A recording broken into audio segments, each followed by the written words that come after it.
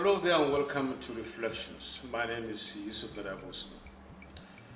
This is a program that reaches you from the Nigerian Television Authority, the largest TV network in Africa. A program that invites personalities into our studios in order to talk about themselves and, of course, what they had in stock as they grew up throughout their lives and what the landmarks were as they left service, if they have really left service, and of course, how they are faring if they are still in service. Tonight, we shall be talking to one of our own, our elder, our leader, and of course, our father in journalism, I must say. And that's not any other person but Chief Olusegun Osoba, the Olusegun of Egba. Am I right? Absolutely correct. Right, and then you're also the Aremo of Ijebu. Yes, correct. Right.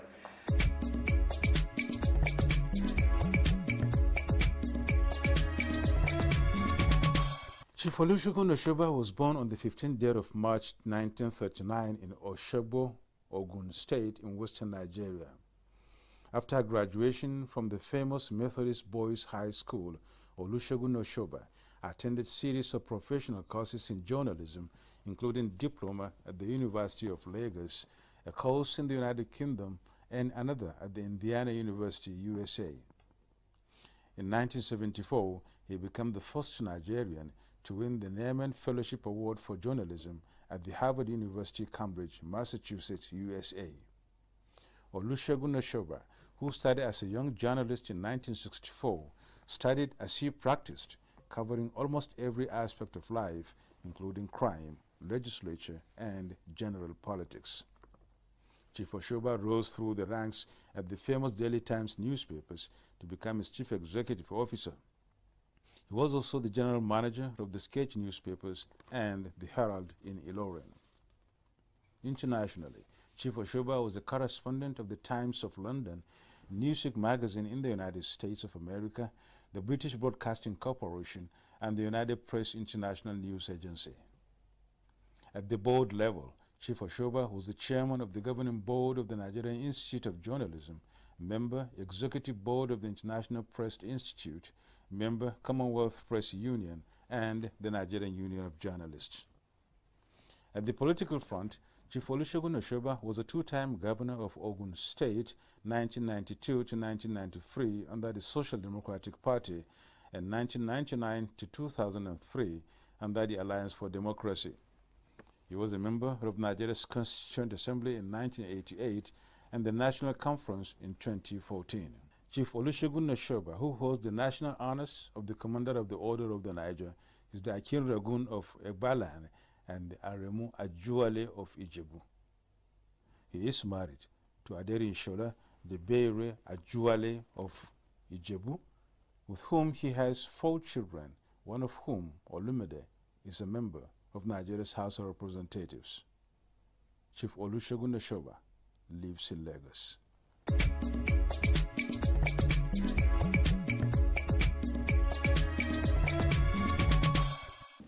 Welcome to Reflections, first of all. Thank you very much, Yusuf. Thank you so much. You're welcome. I just saw all through newspapers, and I would not want to believe that the newspaper starts and ends, the journalism starts and ends with news writing for the newspapers. Given the fact that going through your own biography, I came across a word you're so much in love with, and that is when I reflect back on the first pages of your book, the bottom lines. You said you are a reporter, and you still are a reporter. And having heard you somewhere, I think you said if there's going to be journalism in heaven, you are going to be there as a reporter. So that gives me a little leeway to ask you this question. What is it that makes you think that reporting, as you said, is the infantry of journalism?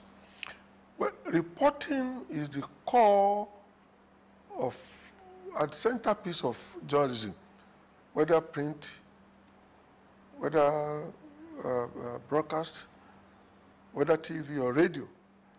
The reporter is the infantryman, the frontier person, and the greatest anchor to journalism. Any Everybody with specialization can be a columnist. You can be a columnist in medical field, educational field, but the reporter is one that is a man of deep knowledge with versatile approach, who today could be on the war front, and tomorrow will be reporting the blasting of the mission to the moon. Will another day be reporting on the major medical pandemic like COVID-19, and must be a man of versatile ability and be able to cope with any major situation that may arise at any given time. So to me, reporting is the life wire of our profession. Tell us about your escapades in reporting.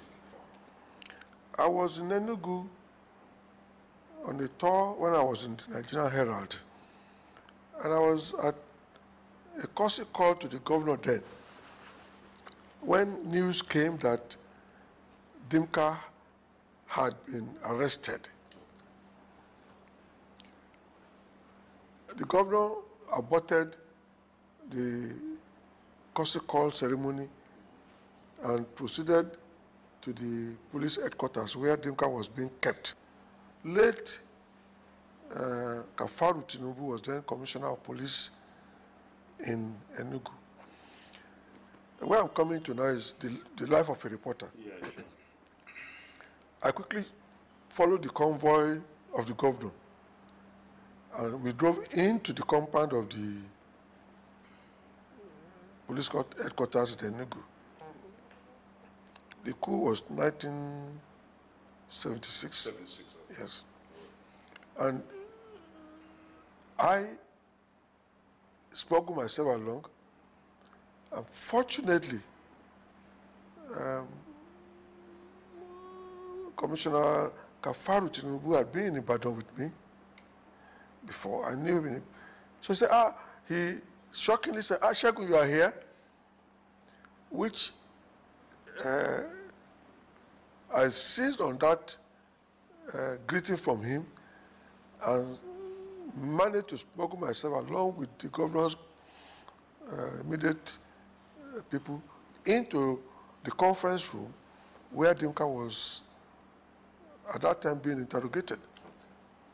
I got in there and kept quiet, didn't betray any impression of me being with them in the conference room. And Dimka was, the governor and the police were interrogating him, and for over 45 minutes I was there. And I got all the information without taking a single note, because that was not a situation where I should ever betray that I was in there as a reporter, as a journalist. So it's an example of where a journalist should comport himself, be professional.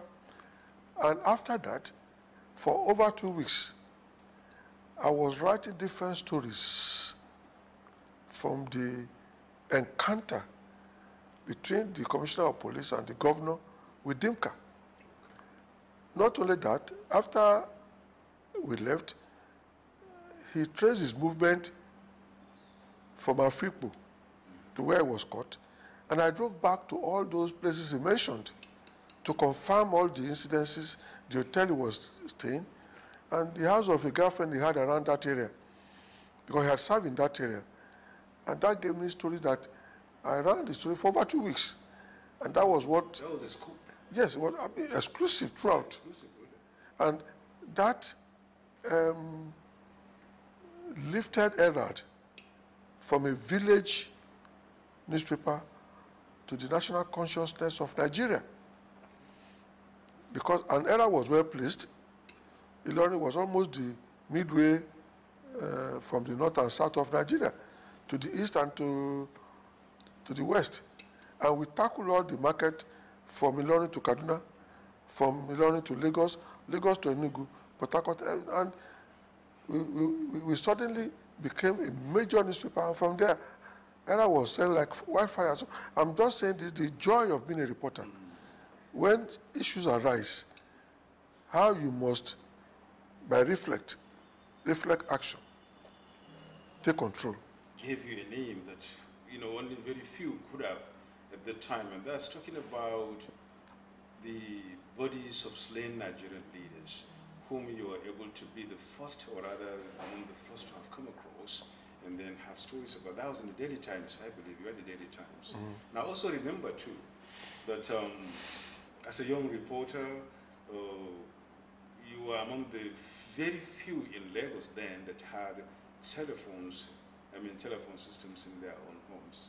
And that gave you an edge over a lot of your peers and a lot of your seniors and such. Tell us about what you saw when that gruesome incident happened. I mean, the Tafawa Balewa incident. Sure. In reporting,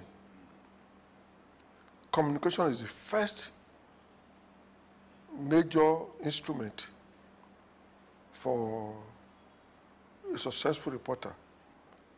Apart from communication mobility, I've spoken about the attribute of the individual. In my time, I had a motorcycle, Vespa, as a reporter. A scooter. Yes, a scooter, which then was a middle class kind of thing. So I was mobile.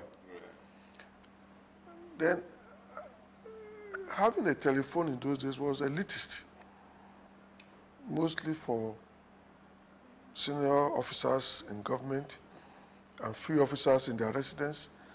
But because of my contact with people at different level, the then night I was able to get a telephone installed in my one-bedroom apartment in Yaba. Just one bedroom, not a room and parlor or sitting room and bedroom. And it gave me the means to talk to people and people to talk to me. And that was one major instrument in my life that gave me some major stories. For example, the story of Tafawa Balewa. I started as a cub reporter, covering police beat. So I had strong contact within the police force.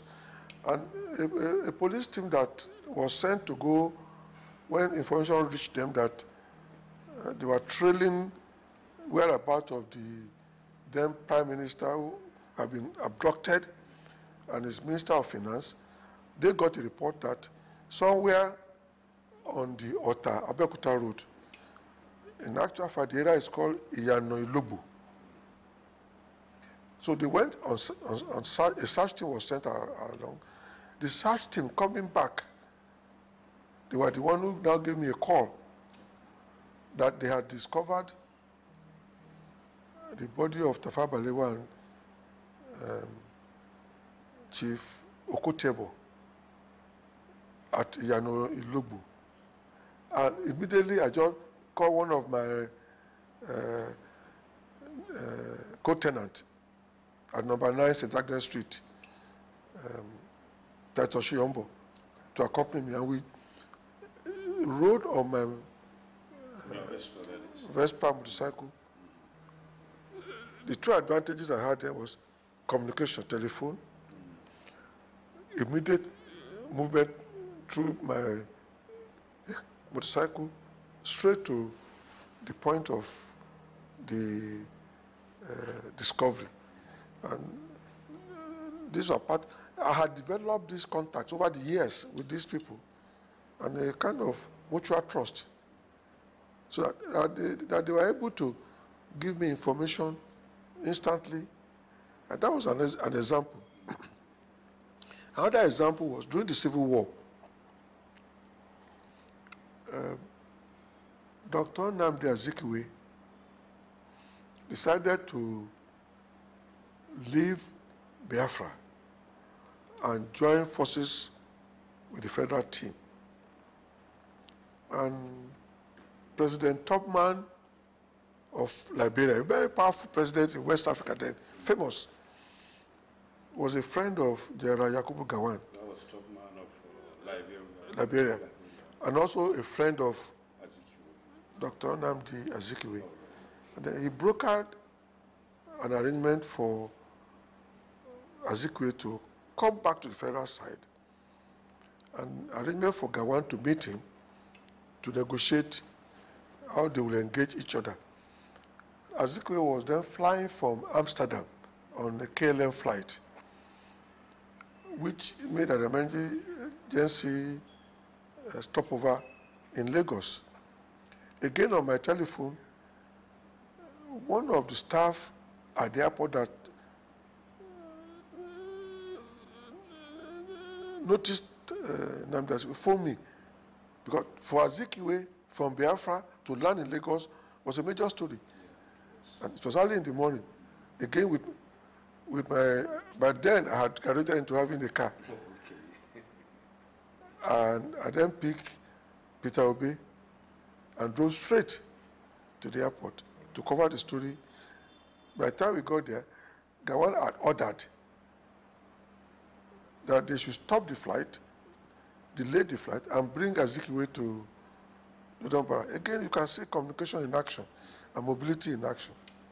Because I joined data in 1964, I became parliamentary correspondent in 1965, and I was covering Tafawa Balewa before the coup.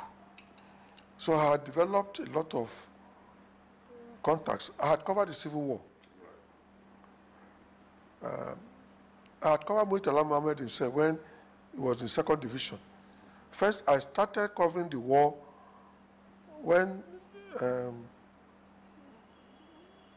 it started from the Nsukka end. The 1st Division under General Shua from Borno. Shua was the first GOC, and the 1st Division was the first set of troops that started the Civil War from Nsukka end. And there I met people like Abisoye, Danjuma, and co. And all these officers, young officers, with whom I used to, Babangida and co, we used to nightclub together, including Air Marshal Abbas is still in Jos and Abuja.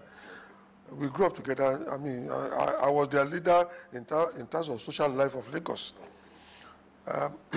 So, on the day Gowon was overthrown, one or two of the officers just called me. Early in the morning, I said, Segun, tune into your radio. It was a signal for me, and I just turned on my radio only to hear the voice of General Joe Gaba, Colonel Gaba then, announcing the overthrow of General Gowon. And I quickly raced to it. I was the first to get to the office that day because of the contact I had. And Allah just said, join me. And we then started producing the first edition of the paper that will go to the north. And then an edition for the evening time, because we had an evening paper then, to announce the coup. By the time I finished, General Abisoye phoned me and said that he was now back home in Ann Barracks, Yaba. Again, I had to get up again and drove straight. But did he call you on his own, or you phoned him first? I would just want to see the link between your contacts and you. No, I was still looking for information, yeah. And he was very close to me. Right. So I was calling around. He was one of those I called. Okay. So he returned my call. Right. He got a message that I had been calling persistently. And when he came back, he now phoned back and said he was back home. Then requested that, could I come and see him? He said, yes, I should come. When I got to him,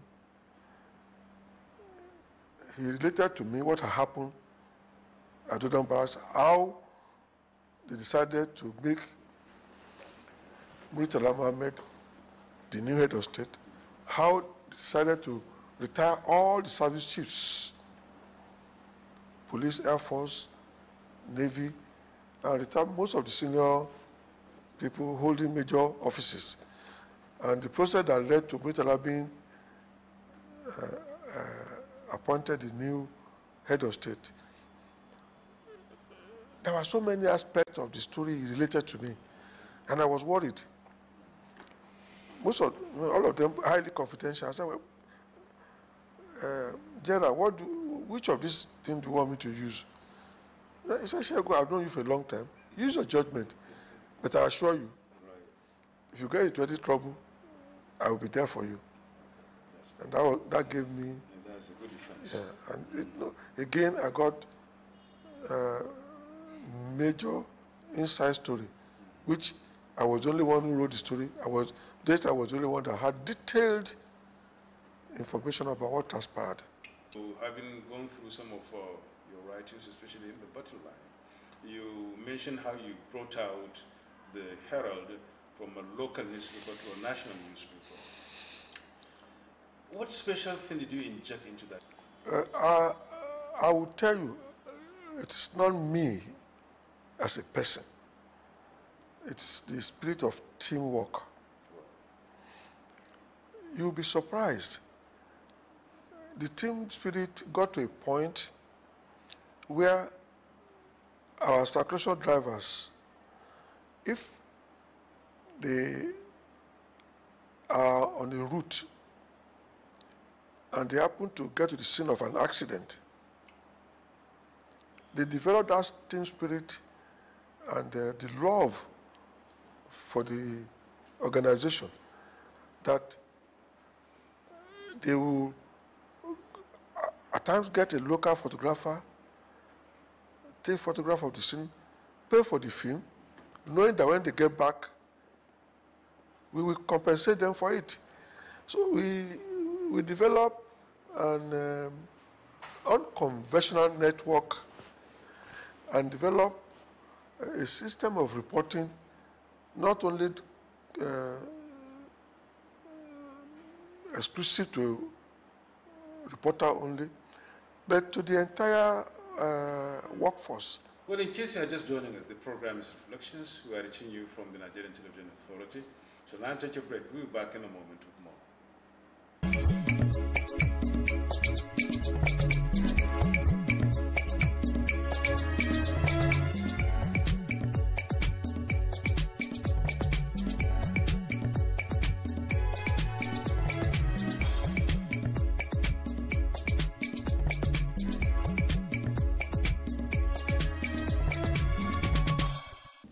Welcome back to Reflections. My name is Yusuf and I've been talking with Chief Olusegun Osoba, two-time governor of Ogun State, and of course, so many times chief executive of so many newspapers, and it's notably three, I must say. These are the Sketch, the Herald, and of course the Daily Times.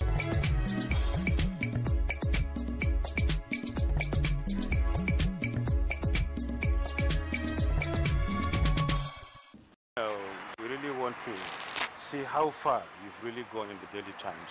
I want to dedicate this walk, which is part of what you do almost every evening. Yes. And then in the first place, before we get down to the Daily Times, why the walk? Yeah. Why the walk? Well, my doctor advised that walking is the best form of exercise, particularly for people of my age. Okay. So for how long do you walk now every day? My wife and I walk 3 times a week. I do extra 1 or 2 times a week.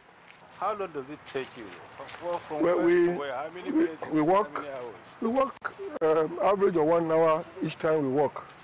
That will be about 3 to 4 miles. 3 to 3.5, between 3 and 4 miles a day. Although my doctor said 30 to 45 minutes is okay.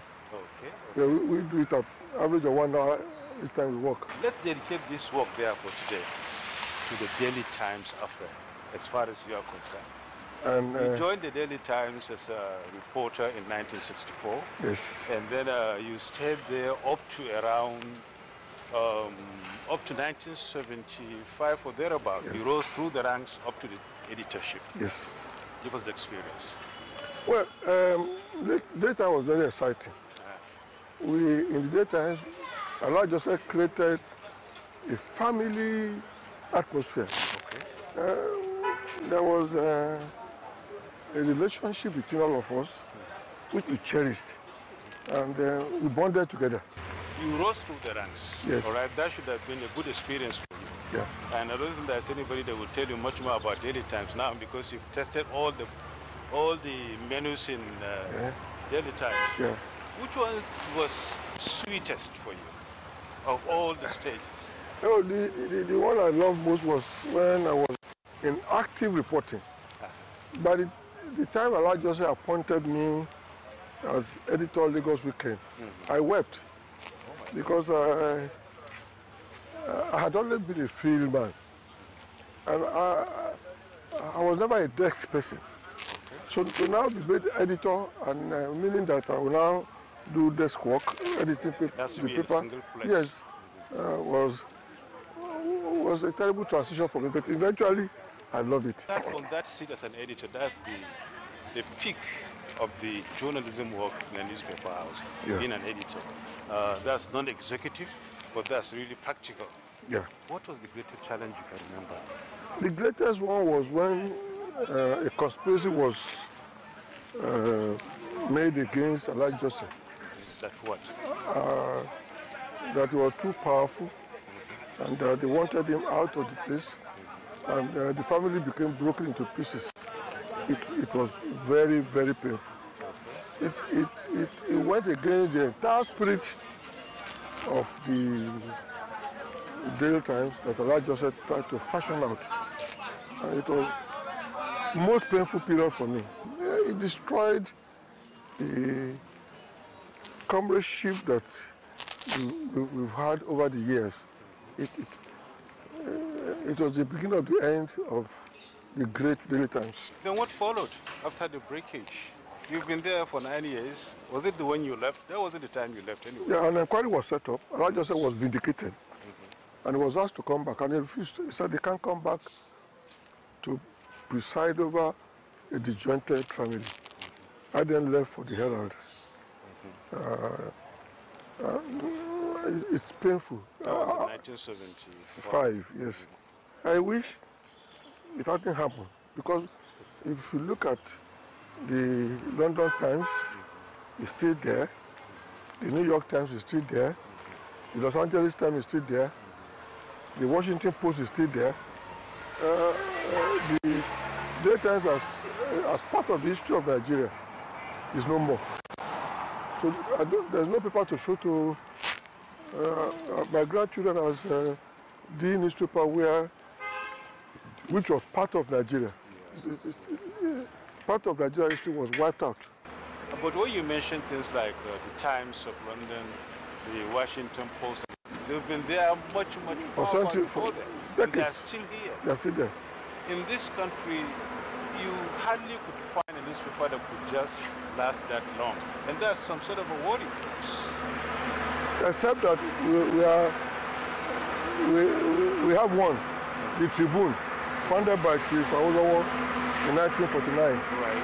It's still running. Yeah, but that's the only one.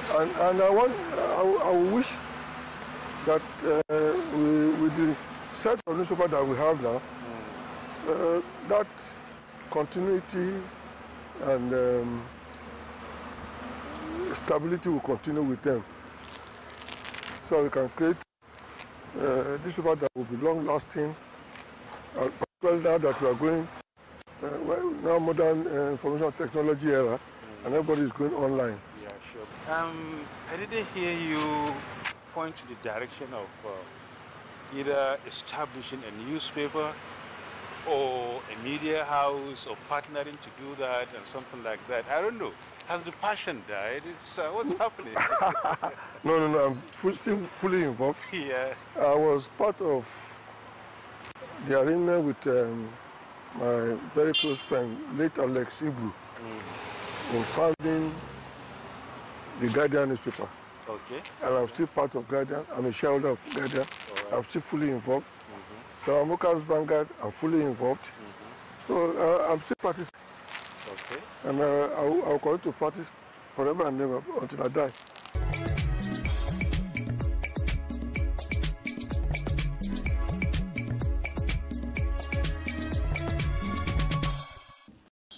Sir, we've talked so much about journalism. Let's now shift gear and look at other aspects of your life. From journalism, you delve into politics. And from there, I know for sure that as you were talking about your contacts and the people you invested in, or those who invested in you, you had a good team to start off with. Just like your life, your teacher once told you that he wanted you to be a lawyer. And fortunately and unfortunately, you decided to be a journalist. What pushed you into politics after journalism? As a reporter, you interact with people in different aspects of life. But of course, governance at any time is important in life. As a result of my involvement in covering the parliament and as political correspondent, and later involvement in covering the Civil War, and relating with people in government under military, whether military or civilian, governance is all politics. And of course, my personal relationship with Chief Obafemi Awolowo. I became close to Chief Awolowo when he came back from prison, when I was assigned to cover his movement to restore peace in Western region. And since then, we became very, very close. So I became a member of his kitchen cabinet of a kind. We had special personal relationship. And his life and time and politics influenced me tremendously. And I must say that perhaps also influenced my moving into politics.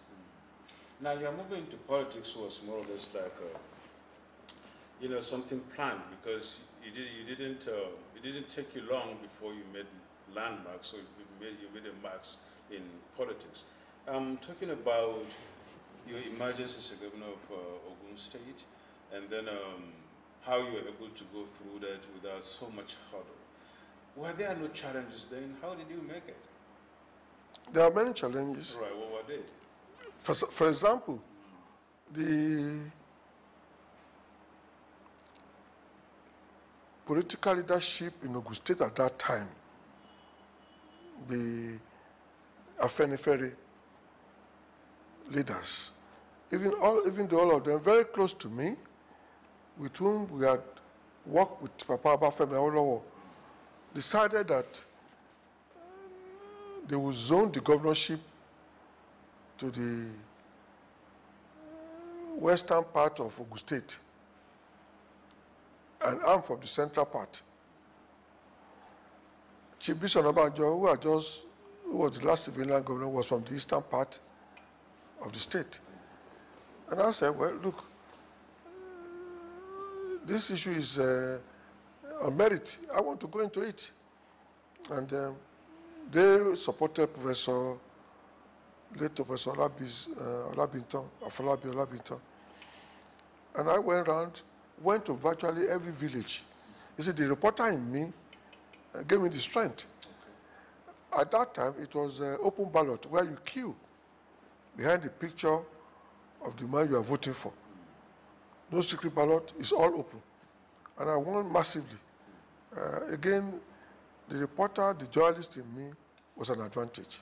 The 12th of June plays a very important role in your history and in your life, because so many things happened on that Sunday, the Biola's case, and of course your personal life. Connect that 12th June to your personal life and then see what came out of it. June 12 is an emotional issue. Abela and I were not friends. Right. He had opposed my being appointed managing director of Sketch. We logged it out over the presidency of the Newspaper Proprietors Association. But along the line, he's a man who has a very large heart. Whenever we collide and we meet casually at any point, it will be the first to say, oh, let bygone be bygone. That's one thing about him. So by the time June 12 issue, by the time he was going to contest the presidency, I was the governor of his state. and I threw everything into it. When the whole thing went haywire, I suffered. 2 attempts by Rogers were made to kill me. Miraculously, I escaped from his own testimony in court. For over a year, I had to go into hiding because I was seen as I was the most visible governor on the side of Abiola. I was the one leading the resistance amongst us governors. So I was a target. Under Abacha, I had to go into hiding for almost a year. Adequate were not really pleasant, I would say. Abacha years, when he had to be in hiding for 1 year, he was never around. He was hiding. He was in Lagos, but he was hiding. We never saw him. And each time he phoned, he would long to come and see us. I warned him, don't come near here. They're in front of the house. So we were there all alone. Every night, the security people will come. They'll be looking for Osoba in the wardrobe, in the toilet. And at the same time, they'll be very polite. Madam, how are you? So there was a day they came. We were fast asleep because we had a party for one of the children. So they were shouting that they would tear gas the house if we don't open. So when we opened, I was so much annoyed. And I told them that Abacha and his wife, they are sleeping in their house. I cannot find my husband. And every night, you come here to disturb us. So many problems at that time, but we took it in our stride, and we knew that one day it will be over.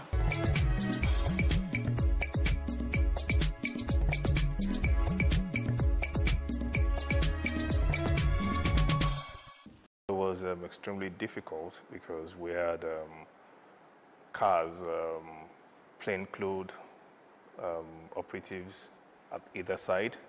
There were people in the north and the south of the building.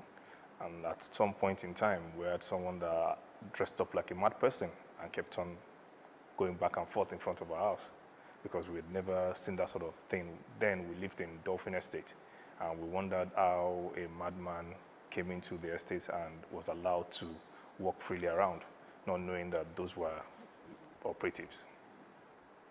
We had traveled out of the country during the summer. I think that was in '96 or thereabout. And we got told while we were outside the country that someone had broken into the house and they had left bullets all over the floor as a warning. That was the memory that was most striking in all that happened.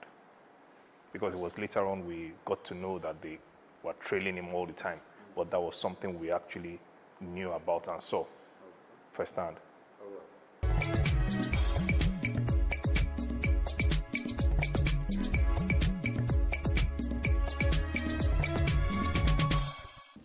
In the battle lines, your book. Battle lines. Yes, you said there was a tournament in Ogun State. It was more or less like a chapter. You were talking about how you were rigged out of elections. Was it true you were rigged out? Well, I gave the details of how the election was rigged.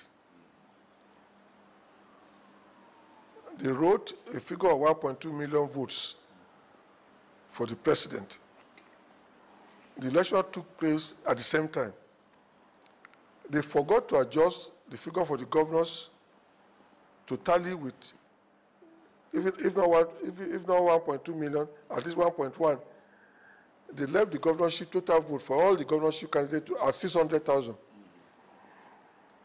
And Waziri Adio was the first to raise alarm. The figures were cooked. At that time, the population of Ogun State, I don't think was more than 3 million then.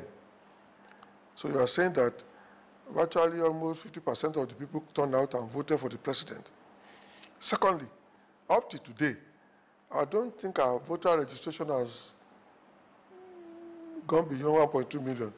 And that's about 17 years now. On top of it, Justice Toby and Co. At the Presidential Tribunal, where Buhari was able to show the fraud in the election, to the point where the tribunal gave judgment that the elections in Ogun State were criminal and cancelled the whole Ogun State result. There was a massive move that we should go to court. I refused. I said, I offer myself for service. If you don't want my service again, then the best thing is for me to quietly go back home. And I thank God I took that decision. Today, I'm 81, going 82. I live, there's no life that is not stressful. I live a life of reduced stress, contentment, and joy in being myself. Let's talk about your party, the All Progressives Congress, the APC. That there wasn't any APC before 2013. But there were parties all over, the Action Congress, the CPC, the ANPP, the ABGA, the PDP, and the rest of them. From all indications, there was merger that brought about the APC. Tell us about this, because you've been at the center of this merger. We have been in discussion with the Buhari organization as far back as 2006, when we joined forces together to thwart an attempt to foist a third-term agenda on the country. I was a member of the merger committee, and there were two major subcommittees. One was a manifesto chaired by Audu Ogbe. The other was on the constitution of the party. I was the chairman.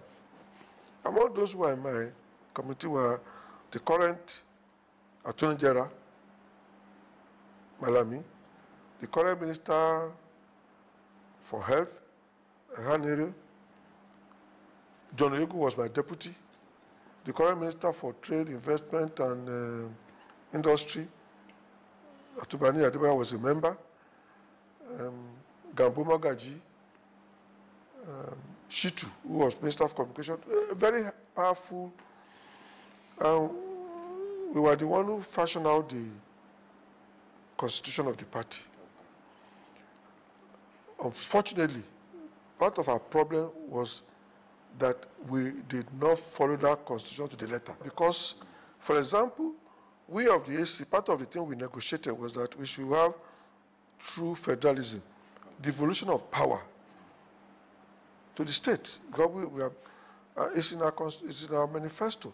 And a committee under El-Rufai was actually set up.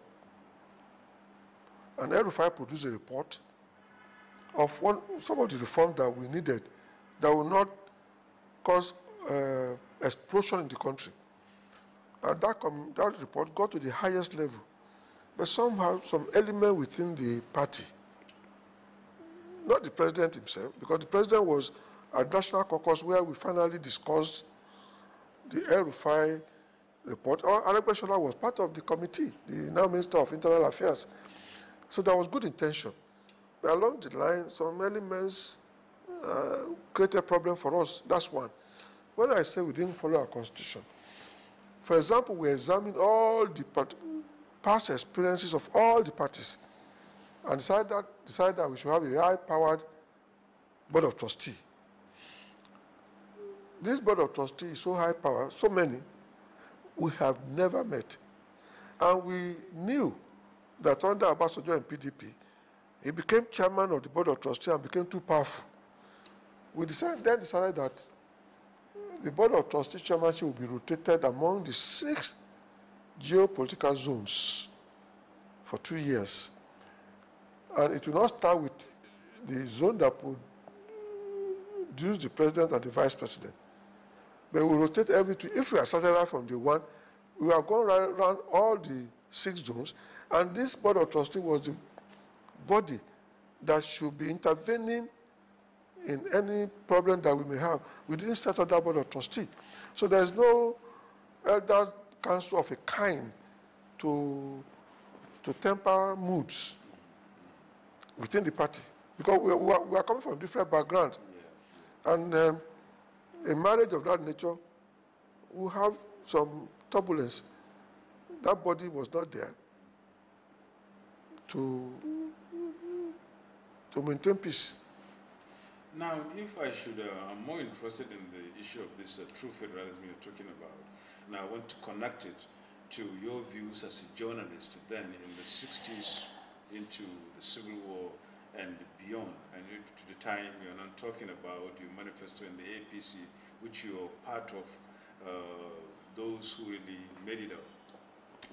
On page 67 or thereabout of the bottom lines, you talked about how, you know, journalists then were backing or rather supporting Olusegun in trying to see to it that there is that true federalism as enshrined or as rather promised by our founding fathers in 1963.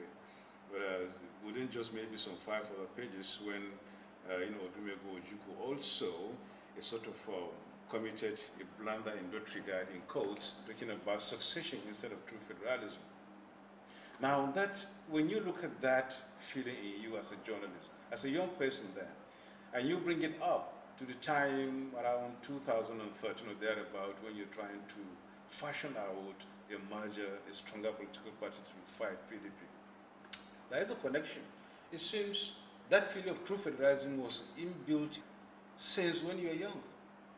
Yes, because you see, I grew up in the era of the 1963 Constitution, where each region was very, very strong. Sadana of Sokoto was able to develop the North, invested heavily in education. People don't know. Sadana was instrumental into making so many Northerners to develop themselves, send them around the whole world to develop themselves. And at that time, the regions were strong. That Sadana believed so much in the regional system that he refused to come to the federal. Our founding fathers knew that we were different nations brought together, and I still stand by the views. I keep arguing that what we needed was a kind of Canadian kind of constitution. Canada is made up of the English-speaking and the French-speaking. They are cohabiting because each region is allowed to develop to a certain extent. If you look at Australia, the regions are very strong, and the federal government is holding the whole place together. These are the kind of things that I believe in. So we should have stayed as region, continue with parliamentary system. Today, we now went to the American system. We have governors who have large personnel serving them. So the cost of governance has eaten too deep into our system. So that's my attitude. Are you saying that the present setup, the federal system of government and the National Assembly system, the democratic system we're operating, are you saying that are there, you know, no avenues for actualizing these things in this structure we have at the moment? First of all, the structure is weak. It's not good enough. We don't need bicameral National Assembly. We don't need a full-time National Assembly. As a result of all these things, our budgeting system is so bad. National Assembly will ask for constituency project. What are these constituency projects? Borehole, solar energy. Whereas, if you invest into the national grid, if you allow, for example, as I said, if the National Assembly allows the executive to operate, what is wrong in taking one road per zone in the budget as against constituency project? Let's talk about the battle lines fund. He wrote the battle lines at the age, 80. Right, 80, at the age of 80. And one would think that you were too old to write a book at that time. But all the same, congratulations, you went through it and you had it. And here it is, really a very interesting book to read, of course, and it's a good one. What made you, what came to your mind at that age? You need to put down pen to paper in order to chronicle your life, what happened to you in the past 8 years. I had cause to interact with major players in the Nigerian development. Take, for example, people like Maitama Sule. As a young man, we used to night club together. I urged him to write. He didn't write before he died. Why did you urge him? Because I knew the day the coup happened, Maitama Sule was one of the first ministers I went to see on January 15. And we arranged a lady, relation of mine. He dropped the lady in front of Tafawa Balewa because for her to go in and see the wife of the prime minister, to come and tell us what was happening inside. We had such close relationship. And it developed over time, and he became a national figure, an international figure too, at the United Nations. He has so many things. Another example, S.B. Awoniyi was private secretary to the Sadana of Sokoto. I met him in 1965, and we were together till he died. In his room, he had so many files of information that he wanted to extract to write a book. He didn't get to write it before he died. It pained me that Alhaji Lateef Jakonde was involved in founding NUJ, was involved in founding Nigerian Guild of Editors, was involved in founding Nigerian Newspaper Proprietors Association, was the major player in founding the Nigerian Institute of Journalism. Again, he had a library of files in his house. Now, Jakonde is going 92. It's too late, 91. It isn't right. Gawan, I'm very, very close to General Gawan. What happened in Aburi, I keep telling him, give us the inside story. He did it. Ojukwu, I knew, because I knew him in Lagos too. And I used to tell Ojukwu, write to outside of Aburi, let us learn about history. He didn't write. So if I have been urging people to write, then, take for example, General Babangida, I'm close to him. I'm also close to General Absalami Abaka. General Absalami Abaka is the latest, most successful transition now. I've been asking him, write. You refuse to stay put in power. Do something and write about it. He hasn't written. These are the factors that made me say, well, okay, if I've been urging people to write, why don't I myself? Well, congratulations now. There should be a word from you, therefore, having gone to that age, and then being able to bring out a book that is having so much information in it for the younger ones to read. What word do you have for young people today, where it seems like they have taken their faces off the book into the Facebook, if I may use the phrase? They must not lose hope. They must keep the flag flying. They must remain focused in their private life and public life. Lastly, I want to urge professionals and people in private sector to move into the political terrain. We need experienced people. I'm happy to say that my experience in managing major newspapers was instrumental to my performance as governor. My life as a reporter was influential. Thank you so much, sir. We are very grateful for having you on our program this time. Thank you very much. I'm grateful too. Thank you. A very big thank you also to you out there for having come along. We've been talking with Chief Olusegun Osoba, two-time governor of Ogun State, and of course, a media executive in so many newspapers in Nigeria. We've tapped into his wealth of experience, and we hope also you've tapped, or rather gotten a little bit out of what he said, and trying to make up for yourself as you grow and as you make it out better. I'm Mr. Thank you so very much for being part of this. We'll see you again next week.